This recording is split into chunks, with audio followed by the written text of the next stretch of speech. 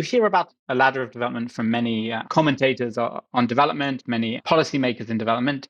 The idea here is there's different rungs of the ladder, and more developed, more capable countries sit at higher rungs, and what rung you are kind of determines the set of economic activities you can perform. And as countries develop and move up this ladder, and you're able to produce more complex goods. What we're trying to understand is this metaphor valid, and is it useful for thinking about this process of trade and development? Is trade able to push you up the ladder?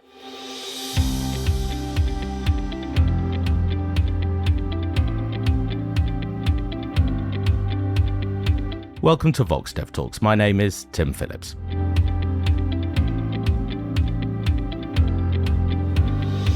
We can think of development as a ladder. It is a useful metaphor, but is it true? Can every country climb it?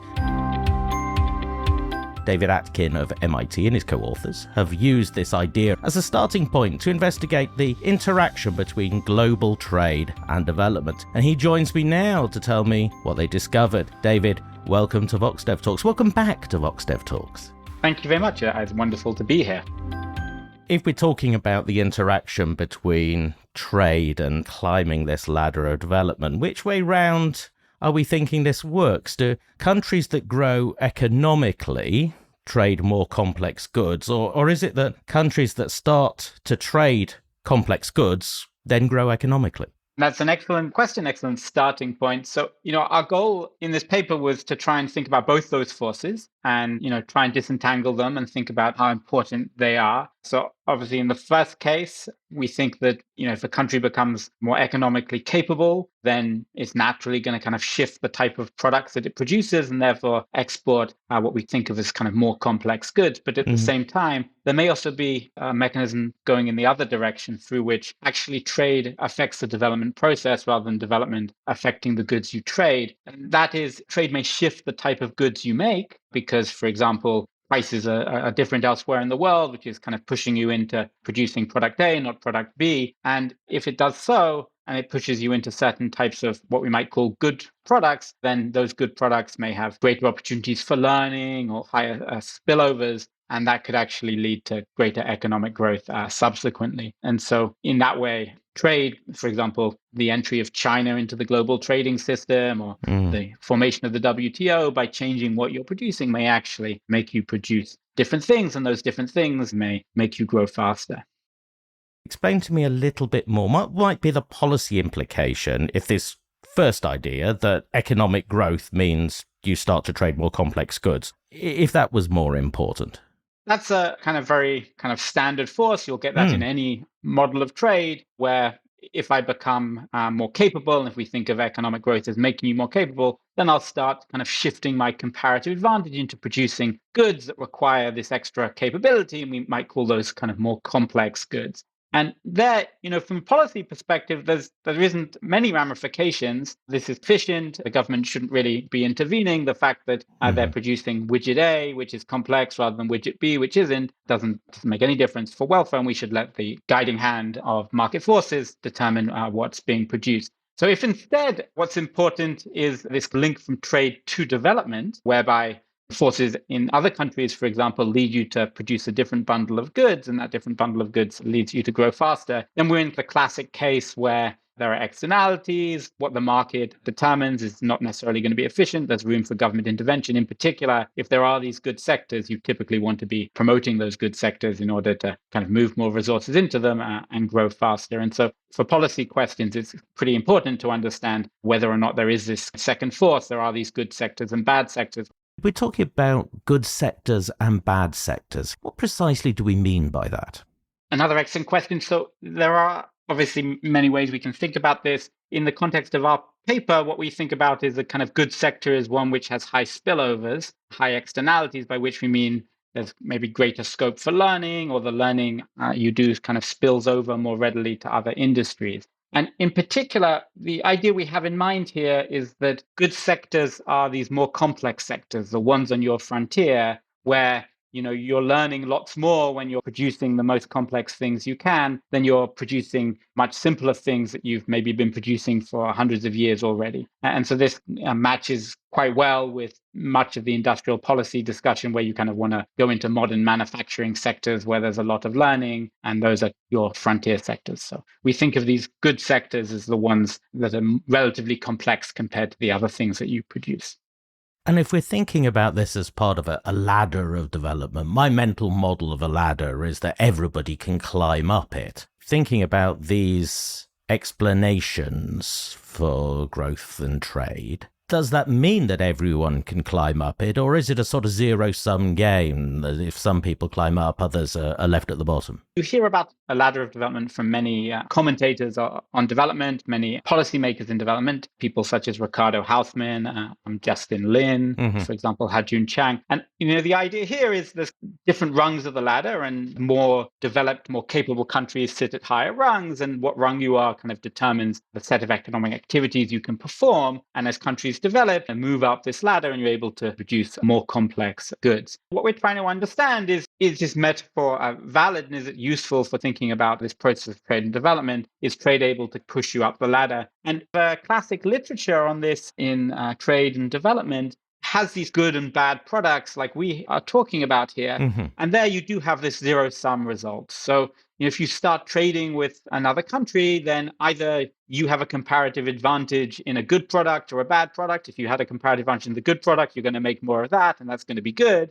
And meanwhile, if you had a comparative advantage in the bad product, that's going to be bad. And one country necessarily is going to be pushed up, and one country is going to be pushed down in that respect. Where we depart from that is we're thinking about a world where there's many countries and many products. And in addition, we're kind of thinking a little technical tweak here is we're thinking about this kind of ladder as mainly a process that works on what we call the extensive margin, i.e. whether or not you're able to produce a particular product or not, rather than how relatively good you are at producing it.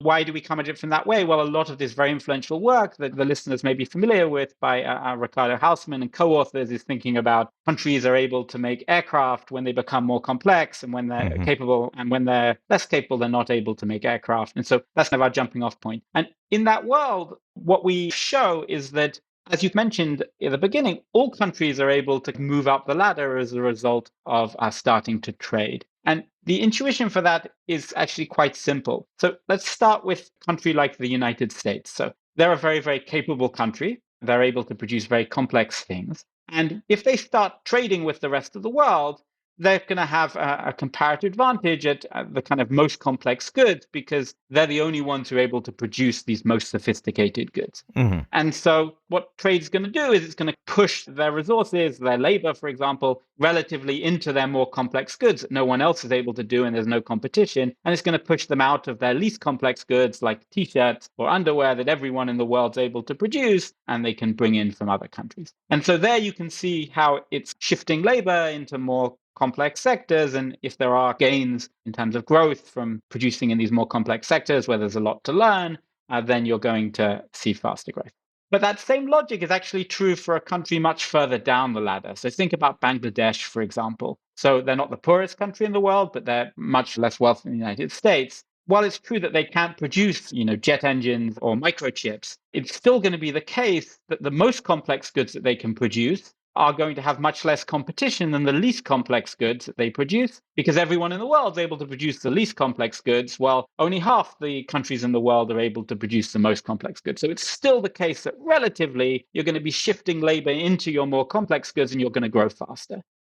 This is quite a powerful result, that trade has the ability to push everyone up the ladder. Of course, there are other type of counterfactuals you might want to think about. And an obvious one would be, what happens if you're already trading, which is maybe a more realistic setting, and then a country like China enters the world trading system. So there very much, some countries will be pushed up and some countries will be pushed down. If you happen to be competing a lot with China in your most complex goods, you'll be pushed out of them into your less complex goods. That will reduce your growth rate. Meanwhile, if China happens to be competing in your least complex goods, think of a country like Italy or something like that, then maybe you're pushed into more complex sectors and you grow faster. And so there you can very much get some countries being pushed up and some countries being pushed down, even in a very stylized version of this model.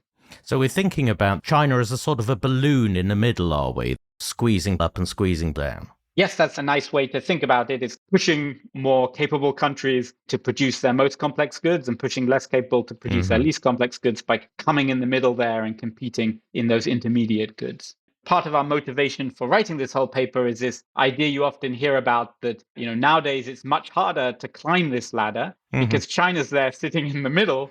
And, a country like Bangladesh in generations past might have had a trajectory more similar to South Korea's, where they quickly marched into more complex goods. And here they're kind of being blocked by China. And that's something we pursue at the end of this paper, and actually surprisingly find that's not really the story for Bangladesh, but maybe is for Africa.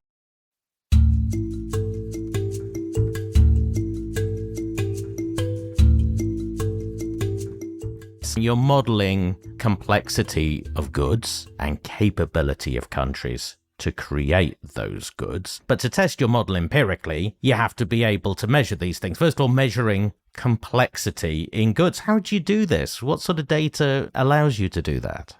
I guess in my mind, there's a couple of things we do in this paper. One is what we've just been talking about, which is this theoretical result, which helps us kind of understand potentially the impacts of trade on development. As well, there's two sets of empirical findings, which I think are very useful both for researchers and policymakers. And the first is this measurement question of how do we define countries as capable and countries as complex? Your listeners may be familiar, again, with this large body of work pioneered by Ricardo Hausmann and others, which use various methods to come up with product complexity indexes and economic capability indexes for different countries. Those methods are a little bit separated from mainstream economics in the sense that they rely on some methods borrowed from the physics literature. One of our goals of this paper is to try and form a bridge with that literature by coming up with measures that behave in actually quite similar ways to those existing measures, but kind of have a micro foundation with classical economic production functions. And the way we do that, we start with kind of a simple assumption, which is that countries are more capable if they produce more complex goods, and more complex goods are produced by more capable countries. And essentially writing that down, this written down simply as kind of a complementarity in the production function, where a more capable country has higher productivity at producing a more complex good and vice versa. You can start with a guess. You say, hey, I think that the US is very capable. That's going to tell you what goods are complex. Those are the ones that they're relatively good at producing. And then once I know which goods are complex, then I can tell you which countries are capable. Those are the countries that are relatively good at producing them. And I can keep on iterating that until I get to a fixed point. And then we'll get a ranking of all the countries in terms of their capability and all the goods in terms of their complexity. And in order to do this with a rich data set, we follow this work of Hausmann and others in using the export data, which goes back many, many years and is collected in a consistent way across countries using product codes that can be tracked from the 1960s to the present. And we have kind of very detailed products. And really, that's the only game in town if you want many countries, many years, many products, since there's not really any straightforward way to concord hundreds of countries' different industrial statistics, which often just are almost impossible to obtain in many cases. We think about what do people produce based on what they export, and then we're working out some kind of productivity at producing these from these export patterns with this complementary assumption underneath it to back out what is a capable country and what is a complex good. You can make at any point in time the ranking then, David, on capability for countries based on their ability to produce these complex goods. But then you're looking at the changes in this, aren't you? So how do we produce some sort of causal interpretation of what is changing what over time? So once we've got these type of measures, and reassuringly they look reasonable, the US is very capable, South Korea wasn't initially very capable, catches up, many African countries have remained not very capable, and the types of goods you might think of are complex. We want to try and see whether or not there is some evidence for this idea that if I shift into producing more complex goods, does my capability grow faster? So this is the key dynamic mechanism that is at the center of those theoretical results I was talking about earlier, which is if trade shifts you into these sectors, you grow faster because producing in those sectors makes you grow faster. So in order to try and ascertain whether or not there's truth in that particular assumption we have, what we're going to do is we kind of want some kind of shifter which makes a country, for reasons unrelated to their domestic policies, start producing more complex goods and see whether or not their capability grows faster subsequently. And the kind of way we're going to do that is with an instrumental variable strategy, where we're going to basically use the entry of other countries in the world into the World Trade Organization. And so think about China. They entered the World Trade Organization in the early 2000s. And when they entered, essentially what that was a kind of massive reduction in their trade costs with many other countries. And if I'm a country, say Italy, which is mainly competing in third markets with China in very complex goods versus a country such as Bangladesh that's mainly competing for textiles or less complex goods, then it's going to have a kind of different impact on the complexity of the products you produce. So in one case, they may be competing with your most complex products, which would be Bangladesh's case, or they're competing with your least complex products, which would be Italy's case. And there we'd expect to see potentially Italy being pushed up in capability and Bangladesh being pushed down, as we talked about earlier. What we're going to do is calculate the relative complexity of the competition coming from these new WTO entrants and use that as a kind of an instrument. And indeed, it's true, you start producing more complex goods based on those rankings we've covered earlier when countries enter the WTO that are competing with you in third markets in your relatively complex goods compared to when they're competing with you in your relatively non-complex goods. And so that's the basic idea. And indeed, we find that your capability does grow faster when you're kind of pushed into producing these more complex goods by the entry of other countries into the World Trade Organization. So that's some support for this key assumption, this key mechanism whereby what you produce affects your growth rate. Now, however, your model does hold out the tantalizing possibility that every country can climb the ladder. Do your empirical results support the idea that this is happening? It sounds not. You have indeed read the paper. It's a bit of background here. So we have this theoretical result that every country can climb up. At the center of it is this idea that you get shifted into more complex goods by trade, and those make you grow faster. The question that we were unsure about was whether or not indeed being shifted into more complex goods made you grow faster. So that's where we focus the empirics on. And then we kind of just assumed it must therefore be true that every country was going to gain from trade. But when we actually crunched the numbers and tried to quantify this, almost every country was predicted to lose from this dynamic mechanism. There are also static gains from trade, which are positive. But from this dynamic mechanism, from these externalities, every country was predicted to lose. And at first, I'll be honest with you, we thought we'd messed up the quantification and our model was wrong because we were so sure that every country was meant to gain given our kind of more simplified model. But in the end, it turned out that there's really this crucial second assumption, which we just assumed was true, which is that when you open to trade, fewer countries are producing the most complex goods and more countries are producing the least complex. And so you're naturally being pushed out of the sectors that many countries produce, like underwear, and pushed into sectors which few countries produce, like aircraft or medicines or something like that, if you're able to produce those goods. What we found in the data is actually the opposite is true. So to give an example, almost every country in the world exports medicines. And medicines come out as a very complex good. Why? Because relatively more capable countries are able to produce in medicine. So Switzerland, Japan, the US are massive exporters of medications. But it turns out that almost every country is producing them and exporting them. Meanwhile, you take a good like men's underwear, which is quite simple to produce. Well, it turns out actually very few countries export men's underwear. And those that do, I mean, that market is incredibly dominated by China, as you might guess. And so it means that if you go from autarky, where there's no trade, to trading economy, even a country like the US is being pushed out of medicines and being pushed into underwear through the forces of trade, since they're facing a lot of competition from other countries in medicines, but they're not facing a lot of competition in underwear. That's actually leading you to move into these bad sectors, these ones with low spillovers. And that's why there's kind of pervasive dynamic losses from trade, as we call it. That on average, most countries are losing out through this dynamic mechanism from trade. And, this is a very surprising finding. I was very surprised by it. And so, one thing you might think is that this is just an artifact of this way that we're telling you what is good is capable and what good is complex. And so in the paper, we flip the whole exercise. And rather than defining a good as complex if capable countries produce it, instead we define a good as complex if very few countries produce it. And so there we're really mapping it directly to how much competition are you going to face if you start trading. Well, if very few countries produce it, you won't face much competition. You'll be shifted into that sector. And when we define things that way, we get very similar definition of which countries are capable. Those are the countries that produce many goods. But the goods that we then also call complex, but it really means that few countries produce, turn out to be a very different list of products. There we start having the things such as the undergarments, which, as I told you, very few countries produce. We get a very, very different list of what goods you might think of as complex under this definition. But those same goods, when we go and rerun these estimates of what happens to capability growth when you get pushed into them, when you move into these sectors, your capability growth goes down.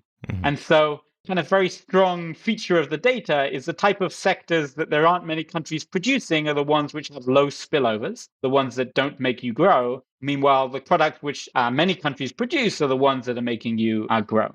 That's where this pervasive dynamic losses are coming from. And so either way we run it, whether we define complex goods as the ones that capable countries are relatively better at making, which leads us to a list that looks a lot like a list you might come up with of products that might have high spillovers, like aircraft and electronics. They do indeed have high spillovers, but you're being pushed out of them. Or if you define it in terms of products that few countries produce, then this list looks like a bunch of products that have low spillovers. They do indeed have low spillovers, and you're pushed into these and you grow slow as a result of it. So that was a surprising result. And at the heart of it is this fact in the data. And this is true also using other people's measures, such as the Houseman measures or Roderick Houseman measures, if people are familiar with those, that these kind of products that are quite complex have a lot of countries producing them.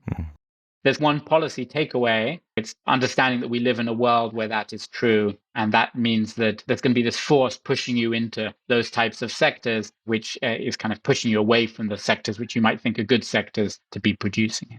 If we have this slightly depressing result that a ladder is something you can descend as well as climb, in the empirical data, which countries are we seeing as a result of, well, I guess the China shock is the big event in trade in the last couple of decades, are being pushed down?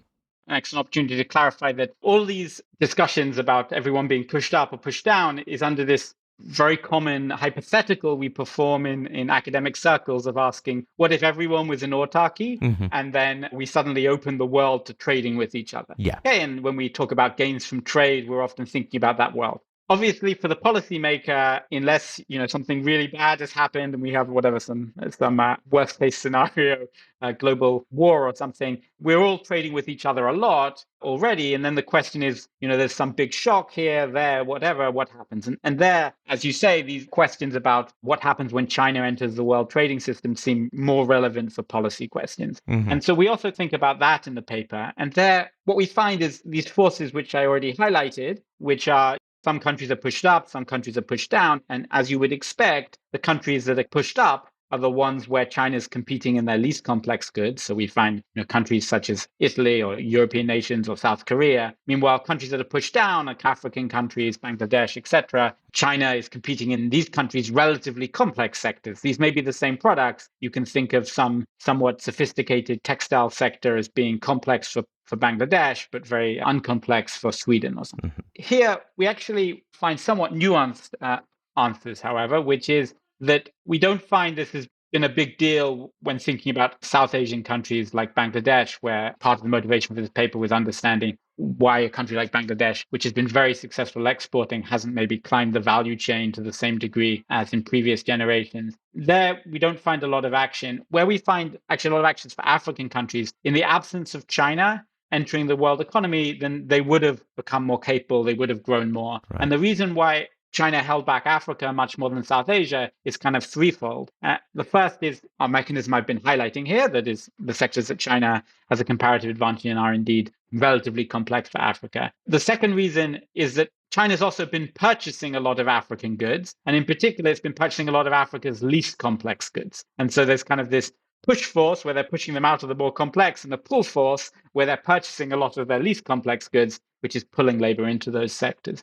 And so that's kind of an additional force. And then, thirdly, and this may be slightly more of an artifact of our model, is these African countries don't produce that many goods. And so small changes in what they're producing can have much larger effects. And so that's partly why the effect of China is kind of larger for them, is there's a possibility of causing larger impacts when you're producing fewer goods. I think the key ones here is, these countries are being pushed out of these sectors, and China's kind of pulling them as well by pulling them into least complex sectors. And I think there's definitely policy ramifications there. And, we should be thinking about ways of counteracting that by potentially supporting these more complex production in these more complex sectors in these African countries in order for them to benefit from the static gains from trade, the ability to exploit comparative advantage, as well as not lose out from some of these dynamic effects by also being able to manufacture at your frontier where there's kind of bigger gains from learning. Yes, finally, David, is this a reason to rethink policy and how we think about trade as an engine of development and growth? We might have overestimated the capability of trade to be able to create development in Africa, for example. I think maybe it's overly strong to say rethink. Obviously, there's been a long history of ideas about promoting good sectors which are close to your frontier. I think we provide some support for those types of ideas that are already out there, maybe more so in the policy world than in the academic world. I think what the other big takeaway here is that, these natural forces coming from what other countries are good at relative to what you're good at are kind of pushing in the other direction. And so while there may be substantial static gains in terms of shifting you into good sectors, we shouldn't necessarily expect trade to be doing that. And then the shocks to trade, such as the entry of China and such like, we need to think about them on a case-to-case basis, but we should be thinking about, are these likely to push you into good sectors or push you into bad sectors based on what are those countries buying, on what are they selling, or if there's some change in policy. I don't know, if you're thinking of joining a free trade agreement, what products are you going to be able to sell more of? What products are people going to buy more of? And also, where are you going to face more competition for your exports, etc.? David, thank you very much for talking about your paper. It's one of those papers where you read it, you go away and think about it, and then you think, I'm going to have to read that one again. Did it really say that? Thank you very much for explaining it to us. Thank you very much for having me on the podcast. It was a pleasure to talk to you as always.